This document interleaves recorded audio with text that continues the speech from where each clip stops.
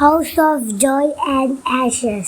മഹാഭാരതത്തിലെ മൂന്നാമത്തെ chapter house of Joy and Ashes. എല്ലാ ശ്രോതാക്കൾക്കും 11ാമത്തെ എപ്പിസോഡ് നമ്പർ 11ലേക്ക് സ്വാഗതം. കഴിഞ്ഞ എപ്പിസോഡിൽ നമ്മളെന്താ കണ്ട, നമ്മൾ ധൃതരാഷ്ട്രം യുധിഷ്ഠിരനും തമ്മിലുള്ള സംഭാഷണമാണ് കേട്ടത്. കഴിഞ്ഞതിനനുസരിച്ചിട്ട് ധൃതരാഷ്ട്ര യുധിഷ്ഠിരനോട് ധർമ്മപുത്രനോട് നാട് വിട്ടു പോവാനും ദൂരെ ഒരു സ്ഥലത്ത് ശിവൻ്റെ ഉത്സവം നടക്കുന്നുണ്ട്. ആ സ്ഥലത്തിൻ്റെ പേരെന്താ പറഞ്ഞ, വരണവട്ട എന്ന് പറഞ്ഞൊരു സ്ഥലമുണ്ട്. VARANAVAT വരണവട്ട എന്ന് പറഞ്ഞ ദൂരെ ഒരു സ്ഥലമുണ്ട്, കുറച്ച് ദൂരെയാണ്. ഹസ്തിനപുരത്തിൽ നിന്ന് ദൂരെയുള്ള ഒരു സ്ഥലത്തേക്ക് ശിവൻ്റെ ഉത്സവം കാണാൻ പോവാൻ വേണ്ടി പറഞ്ഞു. കുന്തി ദേവി അമ്മയും അനുജന്മാരായ ഭീമസേനൻ, അർജുനൻ, നകുലൻ, സഹദേവൻ എല്ലാവരെയും കൊണ്ട് നിങ്ങളവിടെ പോയി എനിക്ക് വേണ്ടി ഒരുപാട് ഇത്രയും ദിവസം കഷ്ടപ്പെട്ടതല്ലേ, ഇനി കുറച്ച് ദിവസം വിശ്രമിക്കാനും ആസ്വദിക്കാനും ഒരു വെക്കേഷൻ എന്ന പോലെ ലീവ് എടുത്തിട്ട് അങ്ങോട്ട് പോകണം എന്ന് പറഞ്ഞു. പക്ഷേ യുധിഷ്ഠിരനും ധർമ്മപുത്രനും മനസ്സിലായി എന്തൊരു പ്രശ്നമുണ്ട് ഇതിനകത്തുനിന്ന്. എങ്കിലും യുധിഷ്ഠിരൻ എന്ത് ചെയ്ത്, തൻ്റെ അച്ഛൻ്റെ ഏട്ടനെയും അവരുടെ മക്കളെയും വിട്ടിട്ട് ദൂരെയുള്ള സ്ഥലത്തേക്ക് പോകാൻ തീരുമാനിച്ചു. ഒരുപാട് ആൾക്കാർ, സ്നേഹമുള്ള ആൾക്കാരൊക്കെ വന്ന് യാത്ര അയക്കാൻ വന്നു. ഈ ധർമ്മപുത്രൻ്റെ പടകളും, അതായത് പടം എന്ന് വെച്ച് കഴിഞ്ഞാൽ കുറച്ച് തേര്, അനുജന്മാർ, ഇവരെല്ലാവരും കൂടി പോയി.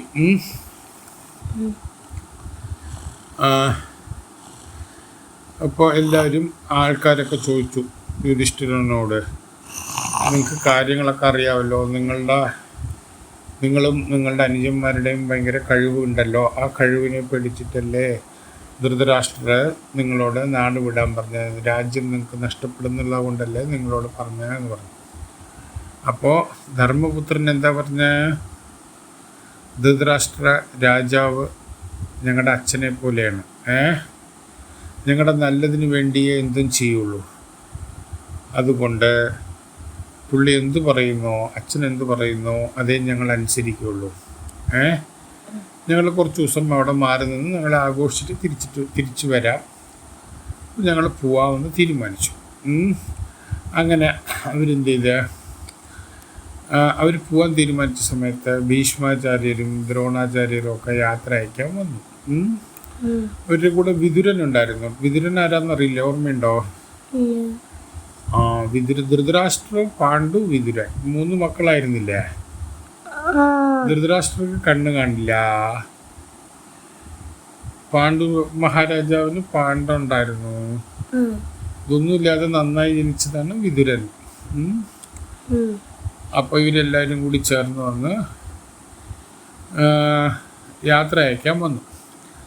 യാത്ര അയക്കാൻ വന്നപ്പോൾ എന്തായി, വിതുരൻ ഒരു കാര്യം പറഞ്ഞു. One who understands his enemy can never be hurt.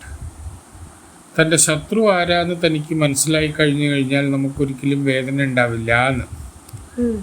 ഏതൊരു വ്യക്തിയും തൻ്റെ ശത്രുവിനെ മനസ്സിലാക്കി കഴിഞ്ഞാൽ നമ്മൾ വേദനിക്കേണ്ടി വരില്ല. ആരാണ് ശത്രു എന്ന് മനസ്സിലായി കഴിഞ്ഞാൽ നമുക്ക് വേദനിക്കേണ്ടി വരില്ല. One should realize that there are sharp weapons, though not of steel, that could strike if one is not watchful. Strike, ഒരു നല്ല, എല്ലാവരുടെ കയ്യിലും നല്ലൊരു ആയുധമുണ്ട്, ഷാർപ്പ് വെപ്പൺ ഉണ്ട്. സ്റ്റീൽ കൊണ്ട് തന്നെ ആവണമെന്നില്ല. ചിലത് ബുദ്ധി കൊണ്ടും ചിലത് മറ്റ് പല കഴിവുകൾ കൊണ്ടും നമ്മളെ ആക്രമിക്കാം. ഇത് നമ്മൾ എപ്പോഴും മനസ്സിലാക്കിക്കൊണ്ടിരിക്കണം. ഇത് നല്ല ഒരു പാഠമാണ് കേട്ടോ. നമ്മുടെ ശത്രുവിനെ നമ്മൾ ആദ്യം മനസ്സിലാക്കണം. ആരാണ് നമ്മുടെ ശത്രു എന്ന്. നമുക്ക് ശത്രു ഉണ്ടെങ്കിൽ ശത്രുവിനെ മനസ്സിലാക്കി കഴിഞ്ഞാൽ നമുക്കൊരിക്കലും വേദനിക്കേണ്ടി വരില്ല. പിന്നെ അടുത്തത്, നമ്മുടെ ഒരാളുടെ കയ്യിലും ഏതൊരു ഇതിൻ്റെ കയ്യിലും നല്ല ഷാർപ്പായിട്ടുള്ള ആയുധങ്ങളുണ്ടാവും. ഈ ആയുധങ്ങൾ ഉപയോഗിച്ചിട്ട് ആരെ വേണമെങ്കിലും എങ്ങനെ വേണമെങ്കിലും വേദനിപ്പിക്കാം. അത് ഇരുമ്പ് കൊണ്ടോ ഇതുകൊണ്ടോ ഒന്നും ആവണമെന്നില്ല. What consumes would and straw can never reach a hole. Remember that the jackal emerges from many outlets underground. The wanderer may know the directions by the stars and survive by firmness of mind. എന്നുവെച്ചെന്തറിയാം? No. What consumes wood and straw can never reach the hole. Remember that the jackal emerges from many outlets underground. നമ്മുടെ ശത്രുക്കൾ ജാക്കിൾസ് എന്ന് പറയുന്നത് ഭയങ്കര ഇതുള്ള ജീവിയാണ് കേട്ടോ. ഭയങ്കര cunning ആയിട്ടുള്ള ജീവിയല്ല. എവിടെ നിന്നാണ് വരിക എന്നുള്ളത് നമുക്കറിയില്ല. പക്ഷേ പോയിക്കൊണ്ടിരിക്കുന്ന ആൾക്ക് എന്തറിയണം? know the direction by the stars and survive by firmness of mind. മനസ്സിൻ്റെ ദൃഢനിശ്ചയം കൊണ്ടും മനസ്സിൻ്റെ ഫേംനെസ് എന്ന് പറയുമ്പോൾ സ്ട്രോങ് ആയിട്ടുള്ള ഫേം എന്ന് പറയുന്നത് കട്ടിയായിട്ട് നമുക്ക് ചെയ്യാൻ പറ്റുന്ന ആ മനസ്സുള്ള ആൾക്കാർക്ക് മാത്രമേ വിജയിക്കാൻ കഴിയുള്ളൂ എന്നാണ് വിതുരൻ പറഞ്ഞു കൊടുക്കുന്നത്. അതനുസരിച്ചിട്ട് തന്നെ യുധിഷ്ഠിരൻ തിരിച്ചു മറുപടി പറഞ്ഞു, എനിക്കിതെല്ലാം മനസ്സിലായി. I have understood everything. അപ്പോൾ കഥ എവിടെയാണ് എത്തിയിരിക്കണ? യുധിഷ്ഠിരനും യുധിഷ്ഠിരൻ്റെ അമ്മയും യുധിഷ്ഠിരൻ്റെ അനുജന്മാരും എല്ലാവരും കൂടി ചേർന്ന് നാട് വിടാൻ പോണ സമയത്ത് യാത്ര അയക്കാൻ വന്ന വിതുരൻ പറയുന്ന വാക്കുകളാണ് ഇപ്പം നമ്മൾ കേട്ടത്. പിന്നെ എല്ലാവരും പോയ ശേഷം കുന്തി ദേവി ചോദിക്കുകയാണ്. കുന്തി ദേവി ധർമ്മപുത്രൻ്റെ അമ്മയല്ലേ? ചോദിക്കുകയാണ്, നീയും വിതുരനുമായിട്ട് എന്താണ് പ്രത്യേകം ഒരു സംഭാഷണം ഉണ്ടായിരുന്നത്? വിതുരൻ എന്താണ് നിന്നോട് പറഞ്ഞത്? നിങ്ങൾ പറയണതൊന്നും ഞങ്ങൾക്ക് മനസ്സിലായില്ലല്ലോ എന്ന് കുന്തി ദേവി ധർമ്മപുത്രനായ തൻ്റെ മൂത്ത മകനില്ലേ, തൻ്റെ ആദ്യത്തെ മകനാണ് യുധിഷ്ഠിരൻ. ആരുടെ ആദ്യത്തെ മകനാണ്? ആരുടെ ആദ്യത്തെ മകനാണ് യുധിഷ്ഠിരൻ?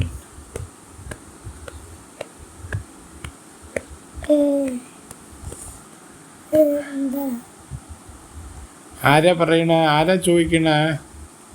കുന്തി ദേവി അല്ലേ ചോദിക്കണ? കുന്തി ദേവി ആരോടാ ചോദിക്കണ? എന്താ ചോദിക്കണ? വിതുരനും നിങ്ങളും തമ്മിൽ എന്തോ സംസാരിച്ചില്ലേ, അതെന്താണെന്ന് ചോദിക്കുകയാണ്. വിതുരൻ എന്താ പറഞ്ഞ? വിതുരൻ പറയുന്നത് തൻ്റെ ശത്രുക്കളെ മനസ്സിലാക്കണം എന്നൊക്കെ. ഇവരെ യാത്ര അയക്കുമ്പോൾ ഇവരെ കാട്ടിലേക്ക് അയക്കാൻ തീരുമാനിച്ചില്ലേ? കാട്ടിലേക്ക് എന്തുകൊണ്ടാണ് അയക്കണമെന്നറിയോ? നമ്മൾ കഴിഞ്ഞ കഥയിൽ കഴിഞ്ഞ എപ്പിസോഡിൽ സംസാരിച്ചതാണ്. ധൃതരാഷ്ട്രക്ക് തൻ്റെ മക്കളായ ദുര്യോധനനെ രാജാവാക്കണം എന്നുണ്ട്. പക്ഷേ കഴിവ് കൊണ്ടും മറ്റുള്ളത് കൊണ്ടും ഒക്കെ ധർമ്മപുത്രരും ഭീമസേനനും അർജുനനുമാണ് കൂടുതൽ ശക്തന്മാർ, കൂടുതൽ നല്ല രാജാവ് അവരാണ്. അപ്പോൾ ധർമ്മപുത്രർ എന്ത് ചെയ്തു? ഇവരെ നമ്മൾ കാട്ടിലേക്കോ ദൂര സ്ഥലങ്ങളിലേക്കോ പറഞ്ഞയച്ചു കഴിഞ്ഞാൽ തൻ്റെ മക്കളെ രാജാവാക്കാൻ എളുപ്പമായില്ലേ? അപ്പോൾ ആൾക്കാർ പറയില്ലേ ദുര്യോധനനെ രാജാവാക്കണം എന്ന് പറയില്ലേ? ദുര്യോധനനെ രാജാവാക്കാൻ വേണ്ടിയാണ് ധൃതരാഷ്ട്ര ഇവരെല്ലാവരും പറഞ്ഞയക്കുന്നത്. ഇവരെ പറഞ്ഞയക്കുമ്പോൾ യാത്ര അയക്കുന്ന സമയത്തുള്ള വിതുരനും ധർമ്മപുത്രനും തമ്മിലുള്ള സംസാരമാണ് ഇപ്പം നമ്മൾ കേട്ടത്. അവർ സംസാരിക്കുന്നത് എന്താ സംസാരിച്ചെന്നുള്ളത് കുന്തി ദേവി ധർമ്മപുത്രനോട് ചോദിക്കുകയാണ്, യുധിഷ്ഠിരനോട് ചോദിക്കുകയാണ്, എന്താണ് വിതുരൻ സംസാരിച്ചതെന്ന്. അപ്പോൾ യുധിഷ്ഠിരൻ പറയാണ്, അമ്മേ നിങ്ങൾക്ക് മനസ്സിലാവും, കുറച്ച് കഴിയട്ടെ, ഇപ്പം നമുക്ക് അതിനെക്കുറിച്ച് സംസാരിക്കണ്ട എന്ന് പറയാണ്. കഴിഞ്ഞു. പിന്നെന്തായി? ഇവരൊക്കെ പോയി. ഇവരെവിടെ പോയി? ദൂരെയുള്ള സ്ഥലത്തേക്ക് പോയില്ലേ? വർണ്ണവട്ട എന്ന് പറഞ്ഞ സ്ഥലത്തേക്കല്ലേ പോയേ?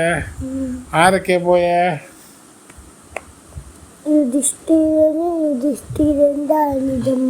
അനുജന്മാരും അമ്മയും. അപ്പോൾ അതിന് അടുത്ത രംഗം നമുക്ക് തുടങ്ങുന്നത് എവിടെ വെച്ചാൽ വർണ്ണവട്ട എന്നുള്ള സ്ഥലത്ത് വെച്ചിട്ടാണ് തുടങ്ങുന്നത്. അവിടെ പാണ്ഡവന്മാരെ സ്വീകരിക്കാൻ വേണ്ടി അവിടുത്തെ ജനങ്ങളൊക്കെ ഓടിയെത്തിയിരിക്കുകയായിരുന്നു. ഒരുപാട് ആൾക്കാരുണ്ടായിരുന്നു. എല്ലാ വീട്ടിൽ നിന്നും എല്ലാ തരത്തിലുള്ള ആൾക്കാരും വളരെയധികം സന്തോഷത്തോടു കൂടി വരികയാണ്. കാരണം എന്താണ്, അവിടെ ശിവൻ്റെ മഹോത്സവം നടക്കുകയില്ല, ഒരു വലിയ ഉത്സവം നടക്കുകയാണ്. അപ്പോൾ ആ ഉത്സവത്തിൻ്റെ സന്തോഷം വളരെയധികം പ്രകടിപ്പിക്കാൻ വേണ്ടിയാണ് ഇവർ ജനങ്ങളൊക്കെ വന്നിരിക്കുന്ന. പഞ്ചപാണ്ഡവന്മാർ വന്നതിൽ അതീവ സന്തോഷമായിരിക്കുകയാണ്.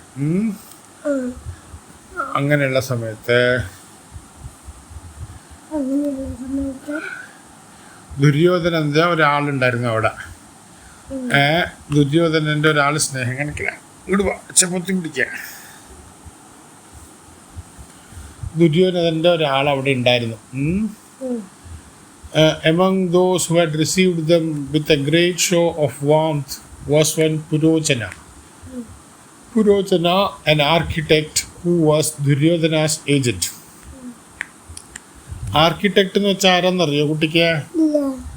ആർക്കിടെക്റ്റ് എന്ന് വെച്ച് കഴിഞ്ഞാൽ വീടൊക്കെ കെട്ടുന്ന ആൾ, ഭംഗിയിൽ അതിൻ്റെ ഈ പറയുന്ന കാര്യങ്ങളൊക്കെ ചെയ്യാൻ പറ്റുന്ന ആൾക്കാർ.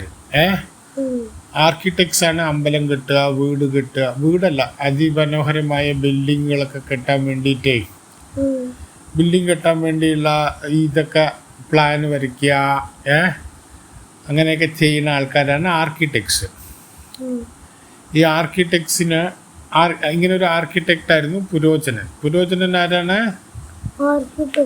ആർക്കിടെക്റ്റ്. പുരോചനൻ വർണ്ണവട്ട എന്ന് പറഞ്ഞ സ്ഥലത്തുള്ള താമസക്കാരനാണ്. അയാള് ദുര്യോധനൻ്റെ ആളാണ്. അപ്പോൾ ഈ ദുര്യോധനൻ്റെ ഈ ആർക്കിടെക്റ്റിൻ്റെ ജോലി എന്താണ്? നല്ല വലിയ കൊട്ടാരങ്ങളൊക്കെ കെട്ടുകയാണ്. അങ്ങനെയുള്ള ആളെന്ത് ചെയ്ത് ഇയാളൊരു വീട് കെട്ടി. Exclusive mansion named house of joy. യുധിഷ്ഠിരനും അനുജന്മാരും അമ്മയൊക്കെ താമസിക്കാൻ വേണ്ടി മനോഹരമായ ഒരു കൊട്ടാരം ആരാ കെട്ടിയ? പുരോചന എന്ന് പറഞ്ഞ ആർക്കിടെക്റ്റ്. ആരാണ്? പുരോചന പറഞ്ഞ. എവിടെ വെച്ചിട്ടാ, എവിടെ കെട്ടിയിരിക്കണ? ഏതാണ് സ്ഥലം? ആ സ്ഥലത്തിന്റെ പേരെന്താണ്? വർണ്ണവട്ട. അപ്പൊ ഇവരെന്ത് ചെയ്ത ഈ പഞ്ചപാണ്ഡവന്മാരും കൂടി ചേർന്ന് അവിടെ വലിയൊരു കൊട്ടാരമല്ലേ, കൊട്ടാരത്തിൽ നല്ല സൗകര്യങ്ങൾ, നല്ല കിടക്ക, പുതിയ ബെഡുകൾ, കാർപ്പറ്റുകൾ ഒക്കെ ഉണ്ടായിരുന്നു. അവിടെയൊക്കെ സുഖമായി കിടക്കാൻ വേണ്ടി അവരവിടെ പോയി. അവരവരുടേതായ താമസ സ്ഥലങ്ങളിലെത്തി. പിന്നെ പുരോചനൻ എന്ത് ചെയ്ത് അവരെയൊക്കെ അവിടെ താമസ സ്ഥലത്ത് കൊണ്ടാക്കിയിട്ട് പുരോചനൻ അവിടുന്ന് പോയി. എന്നിട്ട് അത് കഴിഞ്ഞ ഉടനെ യുധിഷ്ഠിരൻ കുന്തിദേവിയുടെ അടുത്ത് ചെന്നു. നമ്മളെ ദ്രോഹിക്കാൻ തീരുമാനിച്ചവർക്ക് അറിയില്ല എനിക്ക് ഈ കാര്യങ്ങളൊക്കെ അറിയാവുന്നു. അമ്മേ, കുന്തിദേവിനെ വിളിക്കുകയാണ്. ആരാണ്? യുധിഷ്ഠിരൻ കുന്തിദേവിനെ വിളിക്കുകയാണ്. കുന്തിദേവിനെ വിളിച്ചിട്ട് പറയാണ്, വിതുരൻ ഇതാണ് പറഞ്ഞത്. നമ്മൾ വളരെ ശ്രദ്ധിച്ച് നോക്കിക്കഴിഞ്ഞാൽ നമ്മളുടെ ശത്രുക്കളെ മനസ്സിലാക്കാൻ പറ്റും. If you sniff deeply, you will notice the smell of oil, resin and straw which are packed behind those gilded walls. നമ്മൾ വളരെ ശ്രദ്ധിച്ച് മണത്ത് നോക്കിക്കഴിഞ്ഞാൽ ഓരോന്നിൻ്റെയും വ്യത്യാസം മനസ്സിലാക്കാൻ കഴിയും. എന്തിൻ്റെങ്കിലും പിന്നാലെയുള്ള ഒളിച്ചിരിക്കുന്ന അർത്ഥങ്ങളും ഒളിച്ചിരിക്കുന്ന ഓരോ പ്രവൃത്തിയിലും ഒളിച്ചിരിക്കുന്ന അർത്ഥങ്ങളും നമുക്ക് മനസ്സിലാക്കാൻ കഴിയും. എല്ലാവർക്കും അത് വേഗം അറിയും.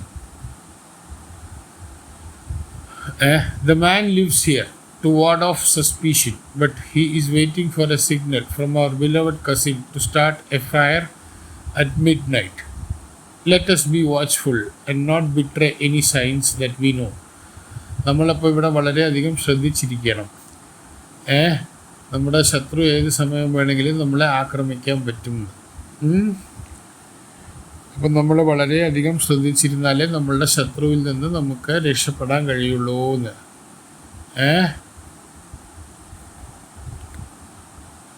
അങ്ങനെ ഇരിക്കുന്ന സമയത്ത്